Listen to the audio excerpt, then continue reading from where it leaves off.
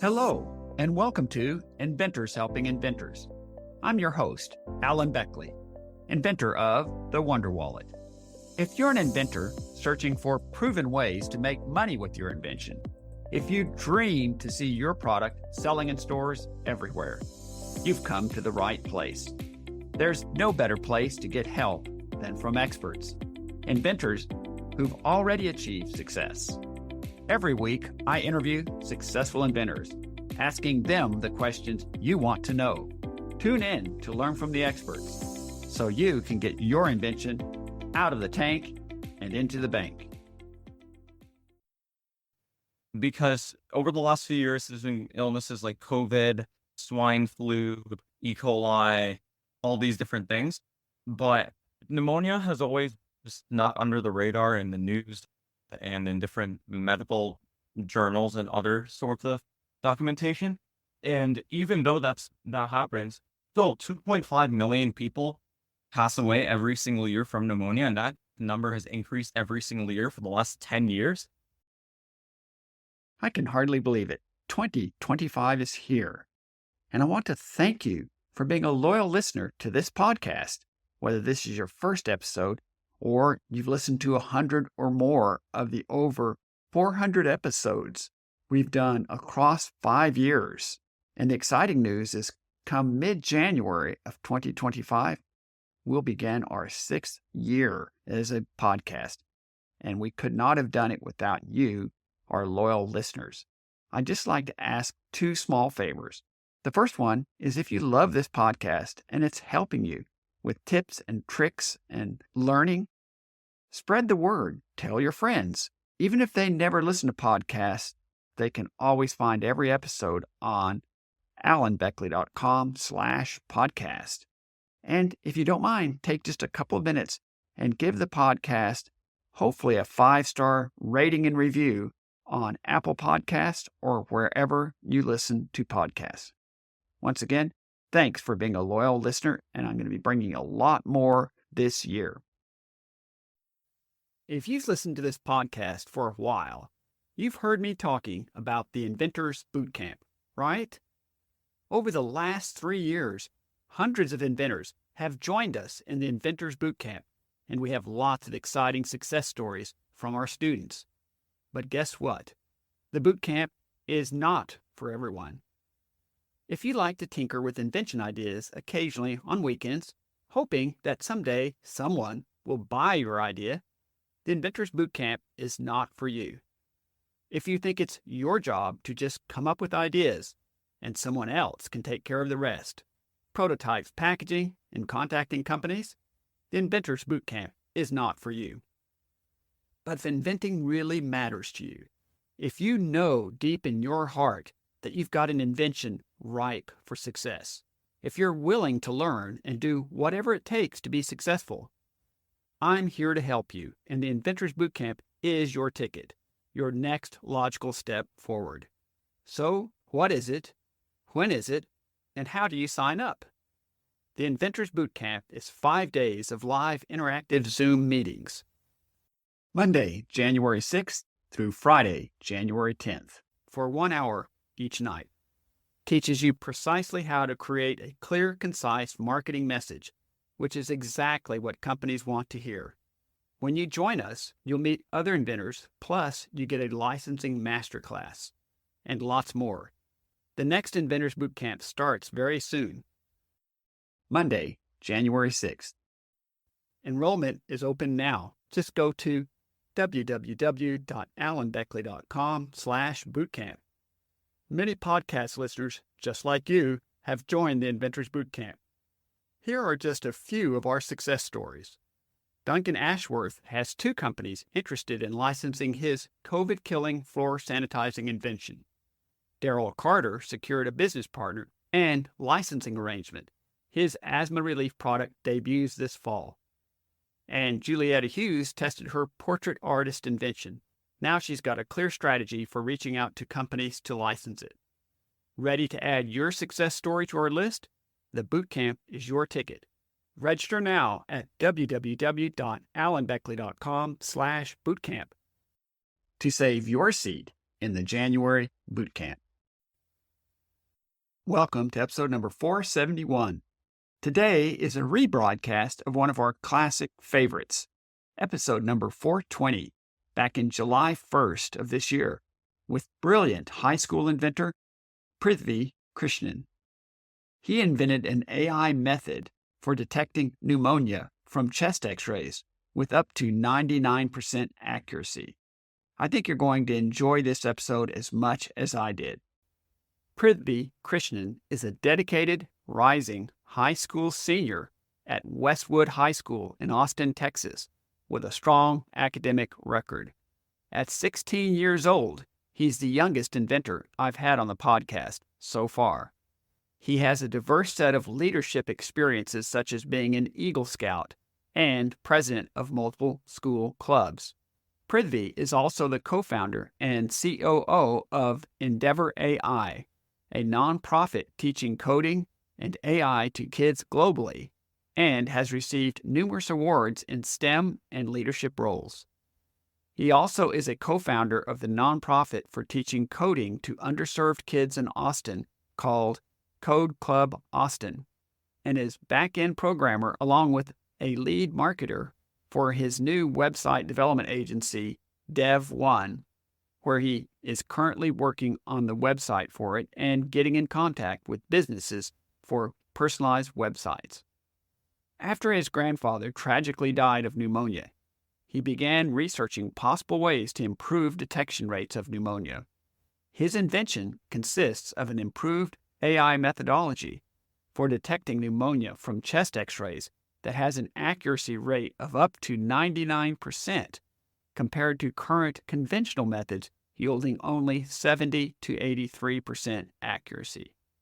You'll want to listen to this entire interview where Prithvi shares how he recognized there's a huge focus medically on COVID, while pneumonia is often overlooked in medical research, even though over 2.5 million people in the U.S. die from pneumonia every year. Also, how deep learning algorithms can learn from databases of hundreds of patient x-rays to more accurately predict pneumonia than is typical of physicians alone. And finally, why he believes that when his ensemble methodology is further developed commercially and made available globally, potentially millions of lives could be saved. Now, let's get right to our interview with Prithvi Krishnan. Prithvi Krishnan, it's a pleasure to have you on the podcast with us today. Thank you for having me on. You bet. Prithvi, you're a very busy 16-year-old high school student in Austin, Texas. You're an instructor at Mathnasium, a Taekwondo karate instructor, an Eagle Scout, and a camp counselor, to name a few. Many people struggle to manage and juggle busy schedules. How do you also find time for schoolwork and, as we'll discuss in a couple of moments, your invention? Thank you for asking that. So my best way of juggling a busy schedule is just by making a plan on a Google Calendar or just writing it down. Because since I do have a lot of different responsibilities, I feel that writing it down and seeing every morning, okay, what do I have to do today? Because everyone has 24 hours in a day. There are people who do more than I do. And if they're able to do it with their busy schedules, then as a 16-year-old, I can definitely do that. And that's definitely an inspiration for a lot of other people who want to become inventors and want to grow into that role, but they feel that they have too many things on their plate. You can definitely grow into any role as an inventor or just any different avenue. It's just making a plan and sticking to it diligently and having the discipline to actually follow that plan and not make adjustments very just abrasively. That makes so much sense, Prithvi. What I found is exactly what you said. Having discipline about it actually serves you. It actually frees you to have a plan because what's coming and what's next, etc. Sometimes people feel like, oh, it's so constraining to lay out a schedule and a plan. But the truth is, it's actually freeing you because it allows you to plan your time and also other time when you may be doing fun and other things. So putting a schedule together actually is stress relieving, in my opinion. That is definitely 100% true. Prithvi, you've developed a methodology for detecting pneumonia using image processing and object detection that can detect pneumonia with a 96% accuracy rate from chest X-ray images. That's amazing. But before we dive into more details about your invention, can you share with our listeners what was your motivation to take on this task? Can you point to an aha moment that made you want to pursue this research in pneumonia detection? Yes. So my main instance of wanting to do this project, there were two main avenues where I was thinking. At first, I was in this program called Inspired AI, and they were talking about different projects that we could do as a group because it's just a group program where you do a project per week. And one of the ideas was pneumonia detection because not many people had done it before. We did not go through that project. So then that's stuck within my mind. And then later in the year, in November of 2023, my grandfather sadly was diagnosed with pneumonia. And this was a really just horrible time for my family because we had to rush back and forth from hospital to home.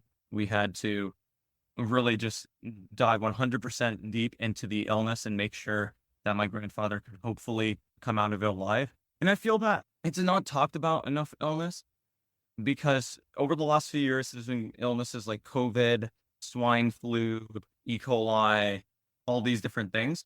But pneumonia has always just not under the radar in the news and in different medical journals and other sorts of documentation. And even though that happens, still 2.5 million people pass away every single year from pneumonia, and that number has increased every single year for the last 10 years. And I feel that my project, after my grandfather sadly passed away in December of 2023, when my mom was asking me, okay, how could we have actually identified this earlier? How could we have known that my grandfather had pneumonia? Because he started symptoms 3 weeks before they actually diagnosed it. And that I felt was the biggest killer to it. And so I felt that when I was thinking of wanting to do a project, I felt that was the best avenue to go into. And that was my main goal, was to see how can an image of your lungs how can an AI model be able to identify that you have pneumonia or not in a very short amount of time. That's fantastic. I want to just highlight a couple key points you made. And first, unfortunately, I'm so sad for the passing of your grandfather. With hopefully the benefit, in a manner of speaking, is that has inspired you to help save other families from the grief that you and your family have experienced by finding a way to detect pneumonia earlier with higher degree of accuracy. And you made the point that your grandfather had symptoms 3 weeks before the diagnosis. What if those symptoms could have been recognized positively 3 weeks earlier? It might have been a key difference. And as you mentioned, 2.5 million people in the U.S. die every year from pneumonia. And I think some people aren't fully aware, but during the height of COVID, lots and lots of people in nursing homes and things whose cause of death was listed as COVID, their real proximal cause of death in many cases was not COVID. It was actually pneumonia. But since they had COVID, I guess they were motivated to list it as COVID, so that's just another side note. Yes, that is definitely 100% everything you said there was true. I appreciate your grace for my grandfather. And I do believe that this project has made a great impact it's made a great impact for me, but it's also, I hope that in the future, I'll discuss later, that it can help more families and get doctors a quicker result of if this patient has pneumonia or not, compared to manually doing it, which is one of the downsides of non-AI models when identifying pneumonia. Right. Yeah. Thanks for sharing that. So could you briefly describe how pneumonia is most commonly detected using conventional methods with X-rays? Also, approximately what is the accuracy rate of those conventional methods of detection currently?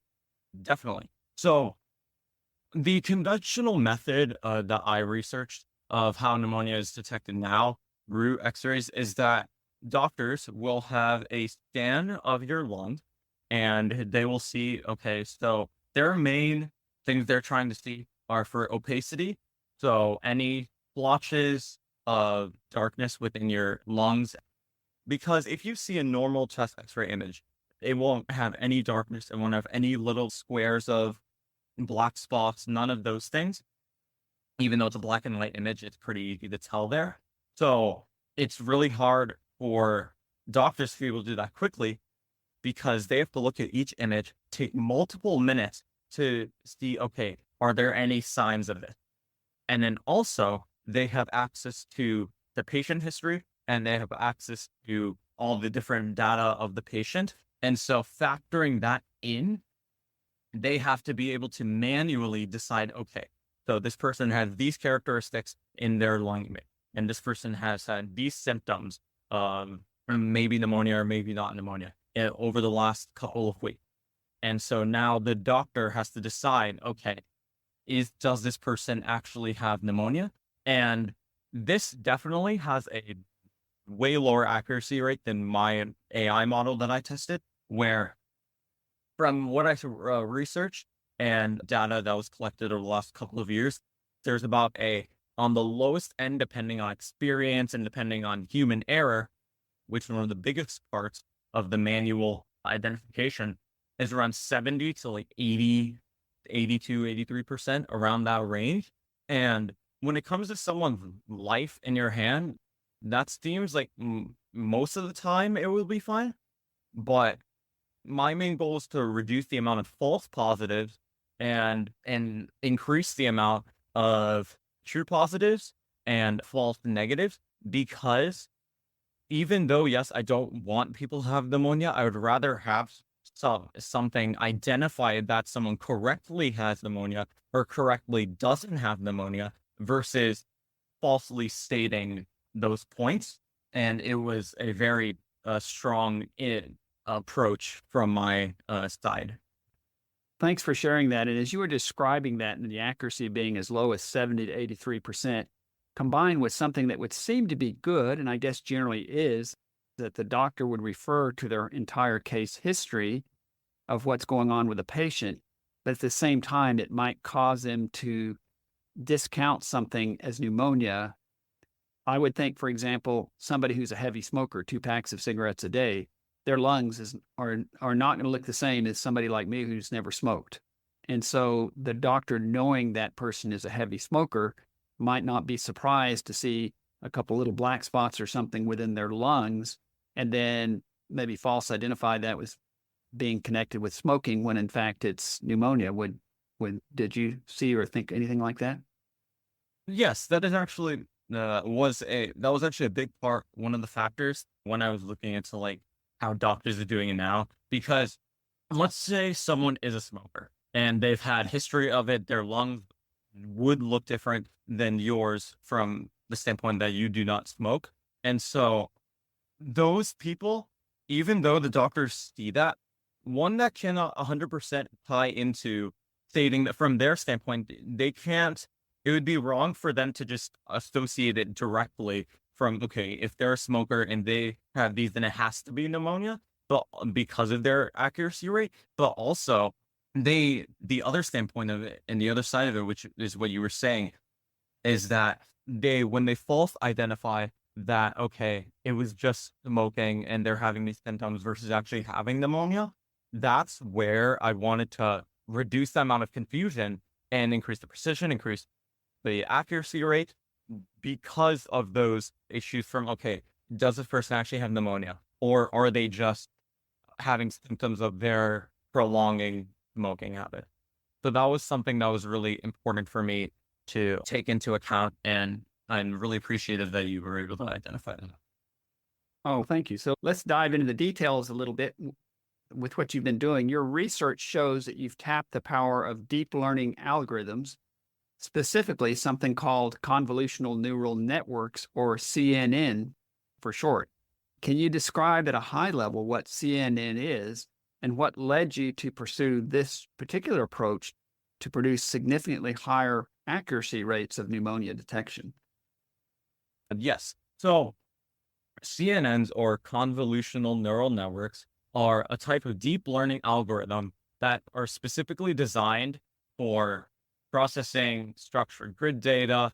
They're particularly effective for image recognition tasks, which makes them well suited for medical image analysis like pneumonia detection in chest X-ray images.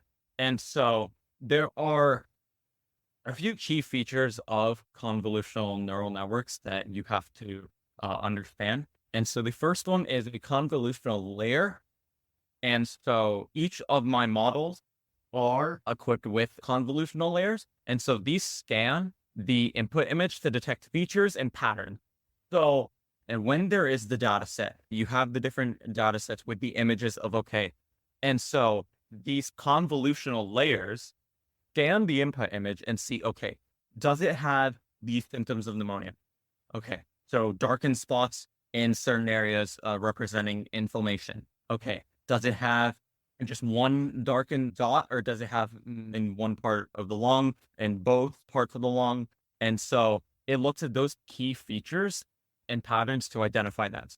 That's why it's one of the most important parts of the convolutional neural network. The second part is the pooling layers. And so the pooling layers reduce the actual spatial dimension of the data and retain most of the important info. And so it will pretty much reduce the size of the image, so then it can highlight specifically those areas where there could be pneumonia, there might be pneumonia, or there isn't pneumonia. And so it will break each part of the image down and shrink them so then they can specifically see, okay, where is it here? And that is one of the things that one of the novel approaches that I took was because I'm not saying that I was the first ever person to think of pneumonia detection. There have been similar things in the past, but they have been very smaller versions of it. They haven't had high enough accuracy. They had different approaches, and none of them had, using one of the Python libraries, a way to point the specific area in the image where the actual pneumonia is. And so using these pooling layers and these convolutional layers, I'm able to specifically see, okay, like pointing in the image, there will be an arrow. So this specific area is pneumonia, right? To a 99% accuracy, right? I just want to say that that's really fantastic. And just from more of a high level point from our audience, but a couple of keys that I took out of what you said is that there's effectively two layers. There's a convolutional layer that is particularly good at scanning images. For the CNN in general is good for image recognition and particularly good for this particular purpose as an algorithm. But the convolutional layer is great for finding dots, spots, etc. And then the pooling layer reduces the size of the images, and the combination of both of those is particularly effective. Would you say that's accurate?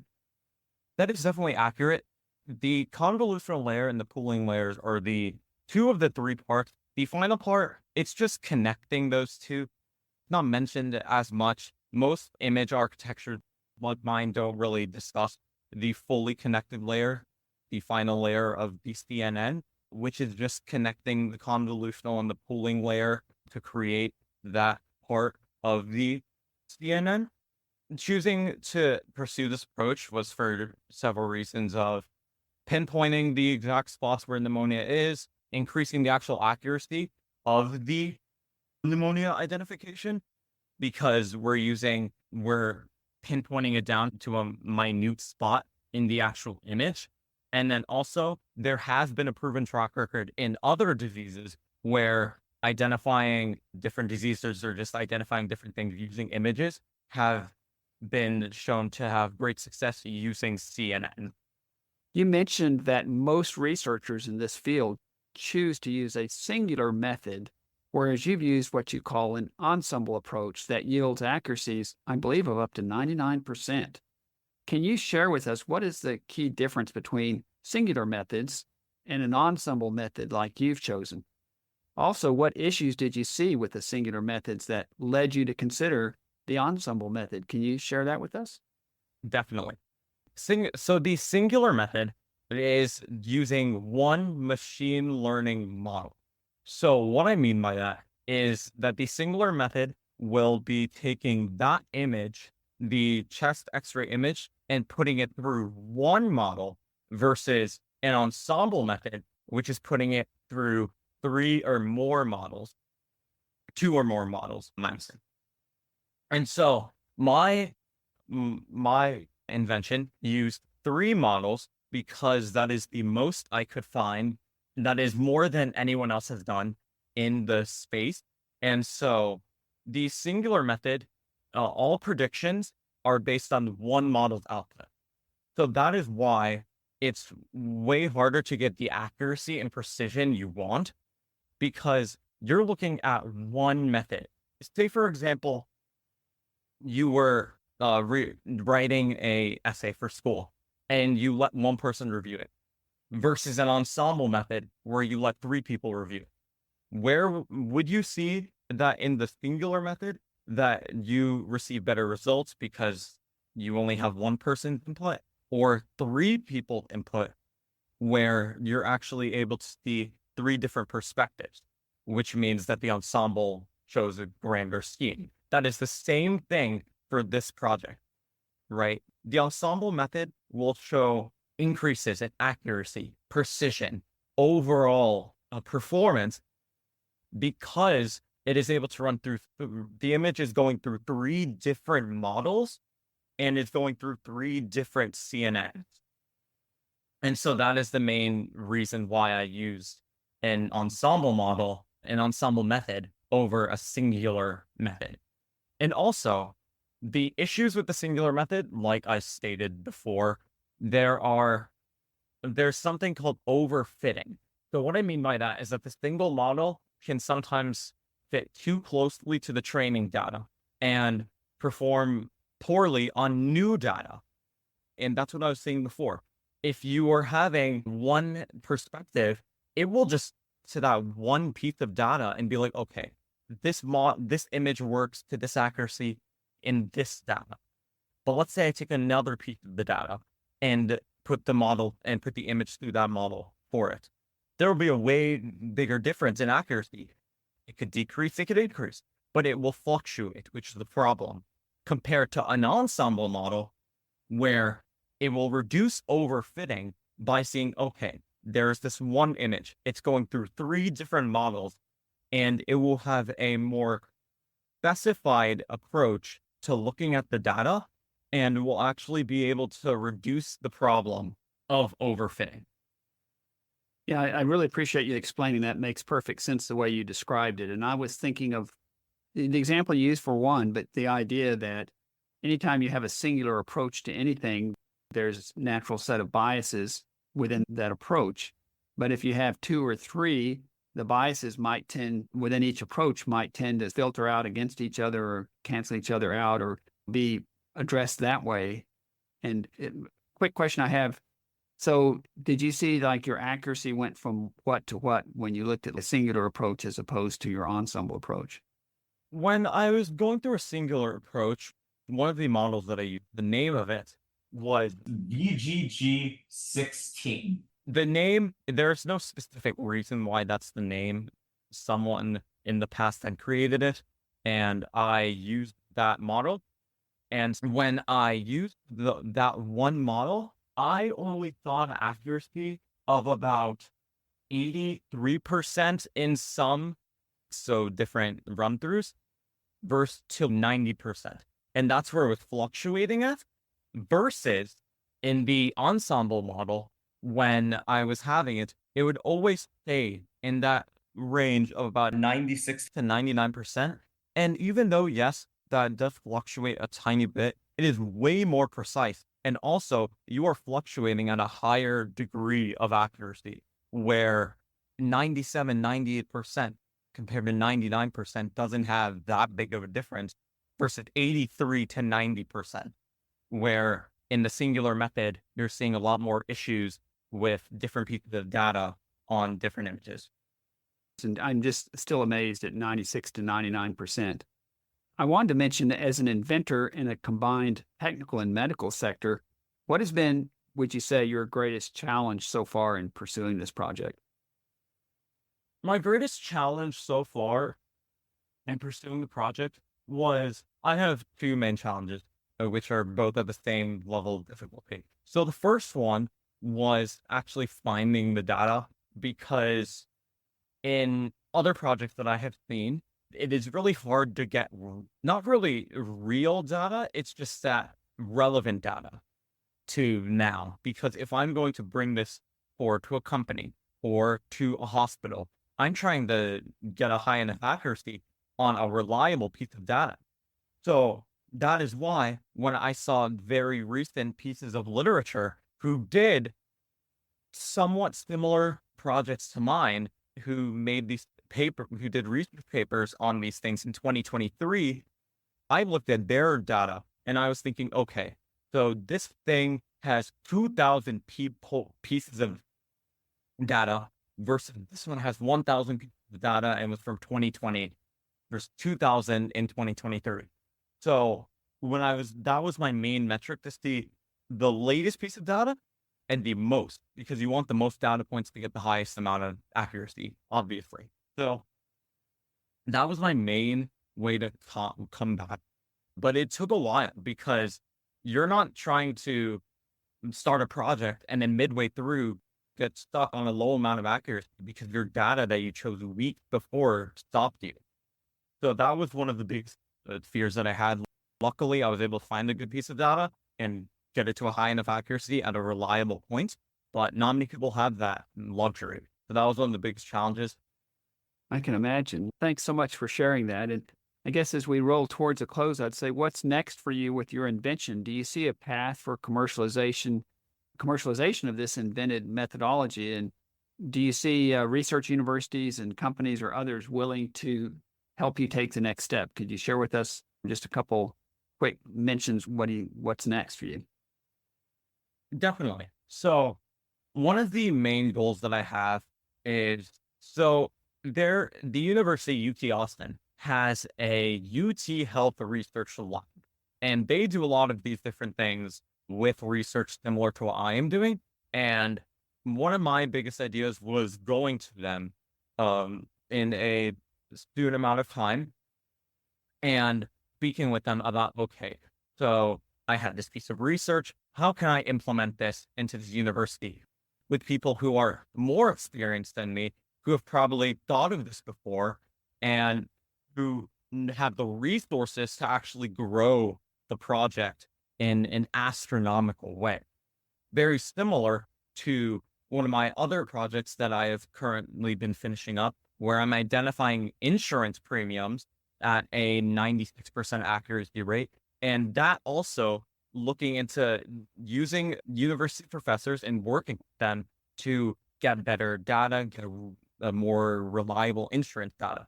So both projects, I am very focused on making sure that I can grow them, because I'm not trying to stop now. I'm not trying to go to college and then be like, okay, that's it, I'll just forget about this project. No, there are hospitals who want to increase their resources. There are countries like India where these resources aren't available to them, and being able to give this to them, where in India, pneumonia is one of the biggest killers, air quality and different issues.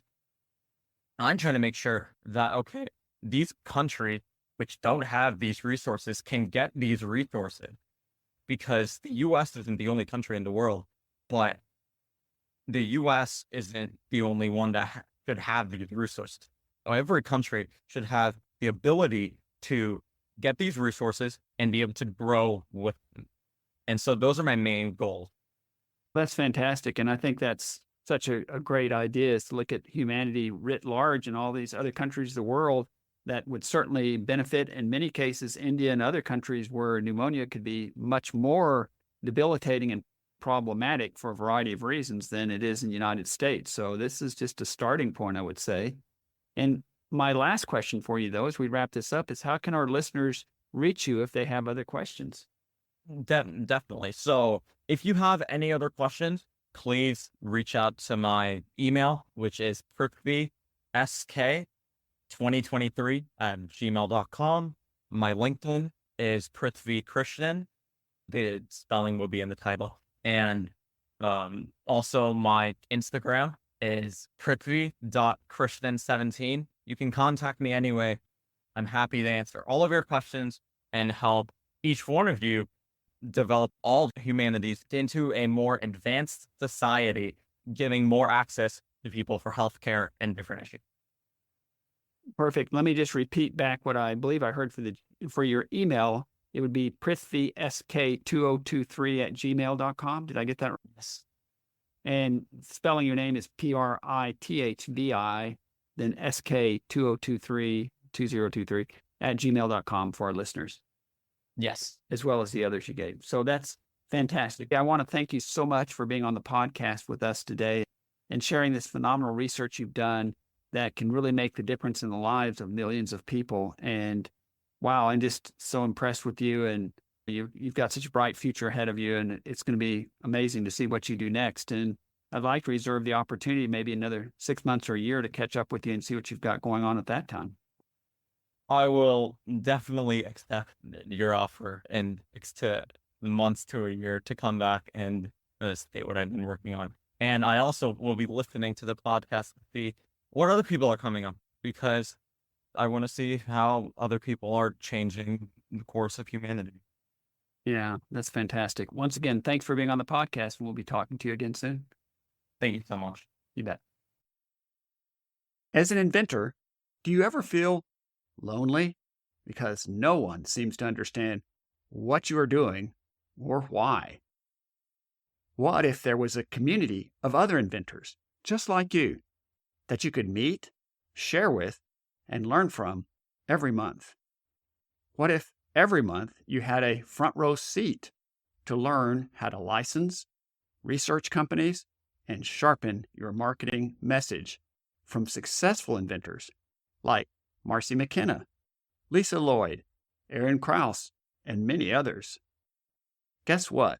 The Inventors Helping Inventors membership group, or IHIMG, gives you all of that and more for only $35 a month. Less than a few lattes at Starbucks. Just go to alanbeckley.com/IHI35 for all the details and to join us now. From the moment you join, you'll get instant access to over 60 recorded videos in the IHIMG Video Vault, where you'll learn how Jim DeBetta ventures products successfully in a challenging retail market, about Lisa Lloyd's secret research resources to determine which products to pursue and which to leave behind, how Serena Oliver was able to craft 3 successful Kickstarter and Indiegogo campaigns, how Bop It inventor Dan Klitzner launched over 50 successful products in the uber-challenging toy business, and more. By the way, all of those videos are just from 2022.